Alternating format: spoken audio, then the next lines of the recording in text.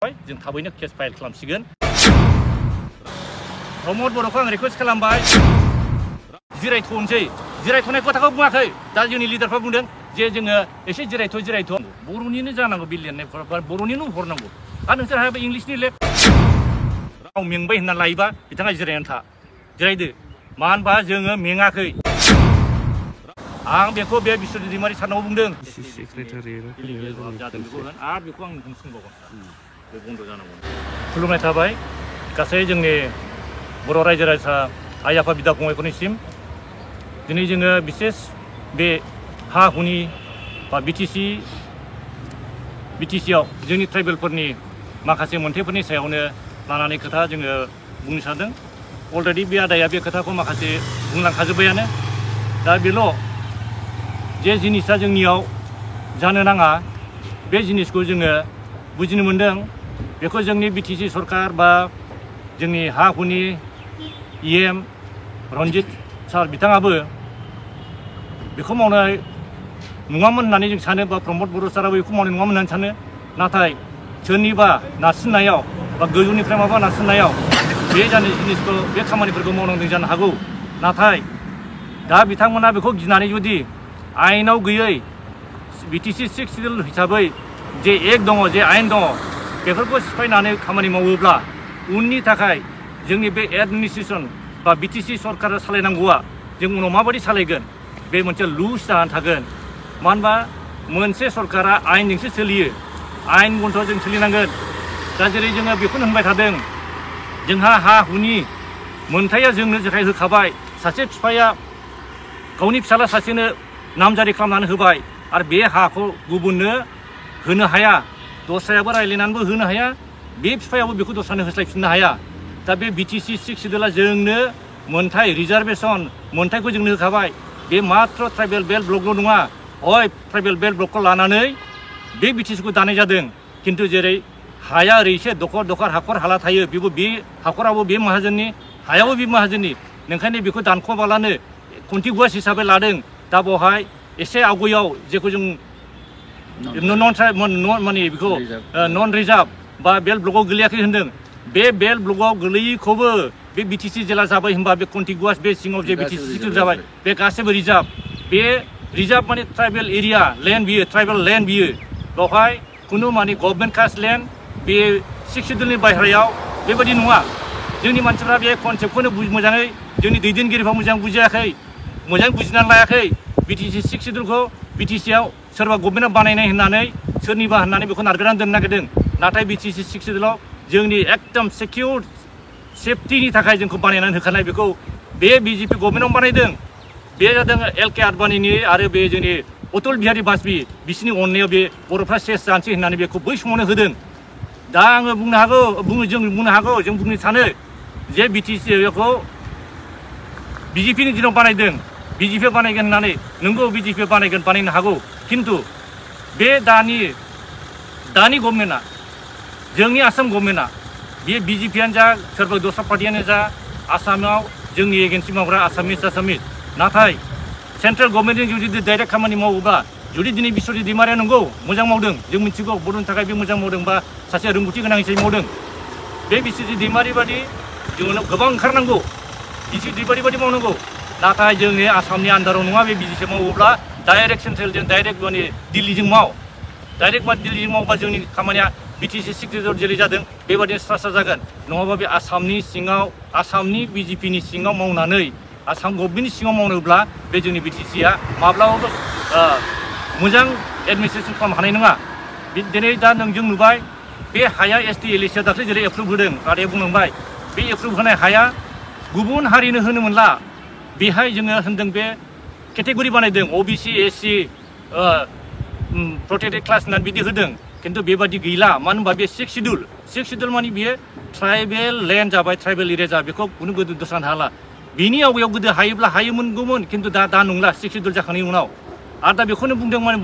मानसिफ्रा मोजाङै बुजिनो हायाखै 6 सिडिउलाव मा दङ। बे 6 सिडिउलखौ मोजाङै फरायब्ला बुजिगोन जे ट्राइबेलफोरनि थाखाय होनाय हाया 6 सिडिउलाव, बे हाखौ दस्रा बे जोंनि बिटिसिआ जादों एमेन्डेड 6 सिडिउल, बेवहाय एमेन्डेड 6 सिडिउलाव बै जाय मानसिफ्रा थाखानाय जायहा गोदोनिफ्रायनो हा दंखायो बिसोरसो क्वालिफाइड बिसोरसो इलिजिबल बे इलिजिबलफ्रा गावसिनि बिथोराव हा फानलायनो हागोन बायलायनो हागोन बिसोर जेबो उसुबिदा थाया बिसोर इलिजिबल खिन्थु दा बैहा हा गैया 2003निफ्राय सिगाङाव थादों ओंखायनो थानो मोनो बे नङा बे सिगाङाव 2003नि सिगाङावबो थादों बा बेनि आवगाय 95 96आवबो थादों बै समावबो थादों खिन्थु बिसोरो बै समावनो हा मोनखायाखै मोना मानो होनबा बिसोर इलिजिबल नङा बिसोर आनअथराइज थादों थानो मोनगोन बिटिसिआव थानो मोनाखौ होनाखै थानो मोनगोन खिन्थु हानि मोनथाय मोना बे खोथाखौ जों बुंजादों बिटिसि 6 सिडुलनि माने 2003निफ्राय जे थानो मोनो होनदों बे थानो मोननायखौहाय जोंनि सरकारा गभर्नमेन्टआ बा जोंनि लिडारफ्रा बुजिनांगौ बेहाय दानि पजिसननि खोथा गैया बे सिगाङाव मावबोदों बेबायदि मावदों बेबायदि होदों बेजोंबो खोथा गैया सिगाङावबो बेखौ मोजां मथ' स्टाडि खालामाखै 6 सिडुला मा खिन्थु बे जिनिसानो इलिगेल जाबाय थादों बे इलिगेल जानायखौनो आरो दाबो एखे धरनि मावोब्ला बे बोरै जागोन बेवहाय जाय हा इलिजिबल होननाय माने जाय हा पार्मानेन्ट हा दंखायो बिनि फिसा फिसौआ इनहेरिटारि हिसाबै बियो नामखौ सोलायलांबाय थानो हागोन लालांबाय थानो हागोन ओमफ्राय बेहाबो हा दं हय गुबुन हारि बे बाङालि बे बिहारि बे दस्रा गुबुन हारि खिन्थु बिसोर हा दंखायोमोन नालाय बिसोर बायलायलायनो हागोन खिन्थु बै हा गैखायै मानसिया गोदान बाहाय बायनो हाया बेसो दा ओंखायनो दा बेहाय ST LEC आव जों नुबाय मा गुबुन मानसिफोरनो होबाय जे मानसिफ्रा प्रटेक्टेड नङा जे मानसिफ्रा जोंनि ट्राइबेल नङा बे मानसिफ्रा मोना दा बेखौ इलिगेलै होनाय जादों बेखौ जों अबजेक्सन खालामो आरो बेखौ जाहाथे अबजेक्सन खालामनांगौ मानो होनबा बिसोरनो जुदि होबाय होनबा गुबुनाबो गासिबो आं बे एथ' बोसोराव थानाय आं बे एथ' थाना होनना लागोन दानो जों नुबाय मोनसे सार्केलाव 50 जन 60 जन जों दा इलिगेल नुदों मोनसे सार्केलाव होमबा जोंनि बिटिसिआव खयथा सार्केल दं खयथा दंमोनलाय आरो बे सार्केलाव मेनला बे सार्केलाव गासिबो 50 जन 60 जन होनबा बेसे हाजार जाहैगोन बेसे हाजार जायोबा आरो नेक्स्ट LEC जनो नागिरदों बे नेक्स्ट LEC आव बेसेबां लाबावगोन होमबा नोंखौ बेखौ ओरै होबथानो हानांगौ बे माबे आयेननिफ्राय जाखो होमबाथ' बे जोंनि बे 6 सिडुलबो थाला बिनिखायनो बेयो बे ST LEC आ जेरै आवगायाव बे जेरै थाख्ला भुल जादों आरो दाबो बे जिनिसा जाबावगोन ओंखायनो बे जिनिसा बन्द जानांगौ बे ST LEC आ इलिगेल बेखौ केन्सेल खालामनांगौ बे ST LEC जाय ट्राइबेलफ्रा जाय माने जाय हा मोनथाय दंखायो बे मोनगोन आरो गुबुन हारिया हा बायलाय फानलायाव बिसोरो एक्सेन्ज खालामनो हागोन बेबो जेबो खोथा गैया नाथाय गोदानै बे सोरबा गभर्नमेन्ट कास्ट लेन्ड बे PGR होननाय बेवहाय खुनु हा मोना बेखिनिखौ रायजो राजाफ्रा मोजां मिथिनाया मोजां आरो जोंनि अफिसारफ्रा जोंनि दैदेनगिरि लिडारफोरखौ बुजायो जे बिटिसि 6 सिडुलाव बेबायदि लिरनाय गैया जे गुबुन हारिफ्रा हा मोननाय होननाय लिरनाय गैया लिरनाया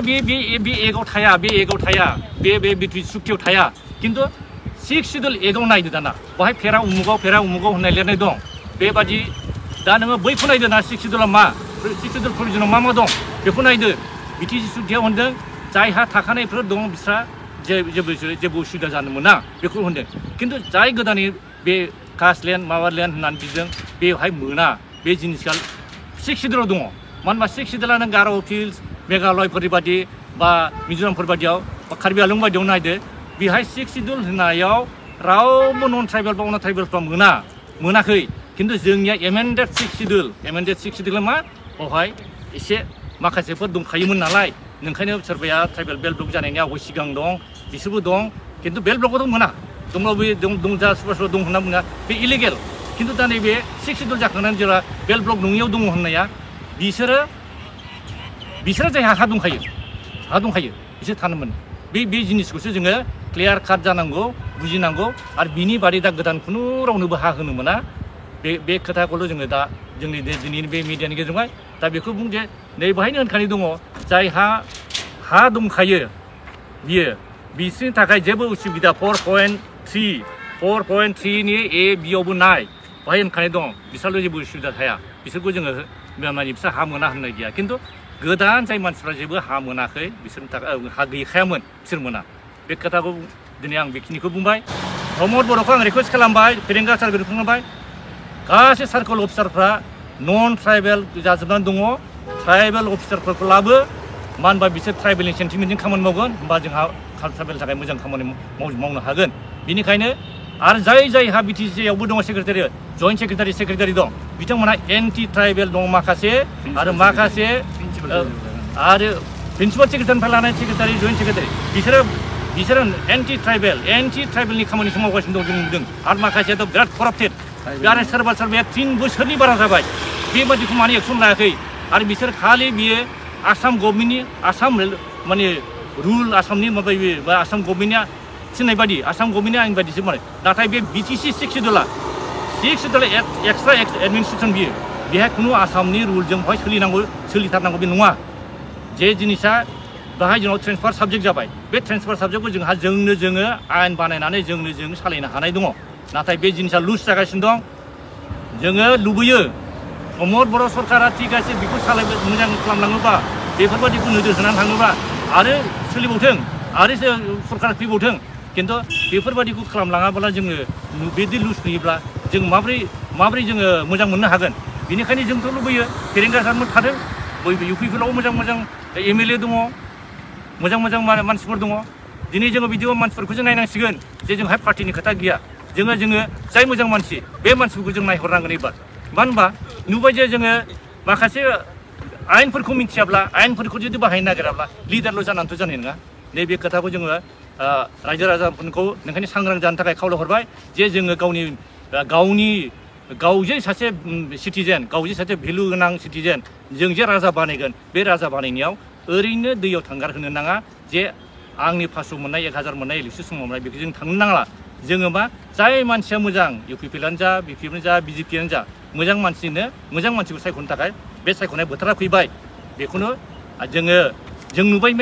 जे सोरनिबा सायावल' जों डिपेन्ड खालामनानै जाया सोरबा मोनसे पार्टिनि सायावल' जों डिपेन्ड खालामनाय सोरबा मोनसे गभर्नमेन्ट सायावल' बड'फा उपेन्द्रनाथ ब्रह्मआ दावनो बाहाय दङ नायगासिनो दं नोंखौ बे बुंदों बड'फा उपेन्द्रनाथ ब्रह्मआ जे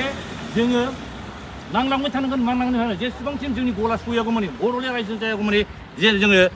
नांलांबाय थानांगोन बे खोथाखौ बुंदों नाथाय बुङाखै जे बियो जिरायथ'नाय खोथाखौ बुङाखै दा जोंनि लिडारफ्रा बुंदों जे जोङो एसे जिरायथ' बड'फा उपेन्द्र जिरायथ'नायखौ बुङाखै जेखौ मोनदों बेखौ लागोर जुदि बियो जोंनि थाखाय नङाब्ला बेखौ जाबगार आरो गोदान नांगौ जायनि थाखाय बिएसि गारदों बिएसि गारनानै लोगो आरो जोङो बिटिसि नांफिनदों बिटिसि नांफिननो मोननाय लोगो दे थिग আছে आरो बिटिसियावबो आवगायावनि मानसिफ्रा बुंदों दा जाय सरकाराव थानाय मानसिफोरा दा मोननै मोनथाम सरकारजों ज' जादों बिसोर बुंदों जे बिटिसियाव हा हुनि सेफगार्ड गैया बिटिसियाव गैया होनदों गैयाबा बेखौनो थिग खालामनो जायनि थाखाय जों बिटिआर फैनायखौबो जों मोजां मोनदों वेलकाम खालामदों जे बिटिआराबो दे नामखौ सोलायदोंब्लाबो बिटिसि 6 शेड्युलाव जेरै हिमन्तआ बुंदों आसामनि सिएमआ जे जों बिटिएडिखौल' चेन्ज खालामनानै बिटिआर खालामदों मोजां नामखौल' चेन्ज खालामदों जोंबो नामखौ एक्सेप्ट खालामबाय बिटिआर हिसाबै बिटिसि 6 शेड्युलनि जेसेबां जुदि माबाया दंजोबोब्ला प्रभिजनआ दं होनबा खिन्थु दिनै गावनो बे खोथाखौ बिदि बुंदों खिन्थु दिनै बिटिआर जानायावबो गैला होननानै दा गाव माने बेयो जोंनि ट्रेन्सफार साबजेक्टफोरखौ बा जोंनि बे हा हुनि खोथाफोरखौ गाव डिमिनिसिं खोमोरलांबाय थानो नागिरदों बेनि थाखायनो जोङो बुंनांगौ जादों जे आसाम गभर्नमेन्टनि सिंजों जुदि थांबाय थायोब्ला जोंहा बिसोर सालायनो थाङोबा जोंहा गोबां खहा दं जोंनियाव उपेन्द्रनाथ ब्रह्मनि आइडिय'लजिजों लादो जे जोङो मेङाखै जेनेबा सोरबा मेंबायब्ला सोरबा लिडारा सोरबा पार्टिनि लिडारा गाव मेंबाय होनना लायोबा बिथाङा जिरायनानै जिरायदो मानो होनबा जोङो मेङाखै गोबां बर' फिसा दाबो गामियाव हुलुस्थुल जानानै दं जे जों माबोरै जागोन जों मारै जागोन बिसोर जों मेङाखै खिन्थु सोरबा लिडारा मेंनानै जुदि मेंथ'बाय जों जिरायथ'ना ओरै मावनोसै होनबा रायजो राजाफोर बेखौ दा खोनासं दे नों मेंबायबा थाथ' नोङो उनाव सिखारफिन नों जुदि दमखौ लाफिन खिन्थु नोंस्रा दा दमा बायबाय जाय बेबायदि बुंदों जिरायथ'नोसै खोथा होनदों बिसोर दमा बायबाय बेनिखायनो जोंना दमा बायाखै रायजो राजाना बायाखै जोङो बे जिनिसखौ जोङो खालामफिननांगोन नांफिननांगोन अनेक खोथा दङ जायनि थाखाय जोंनाव बे बिटिसि 6 शेड्युलाव बेबायदिब्ला गुबुन हारिफ्रा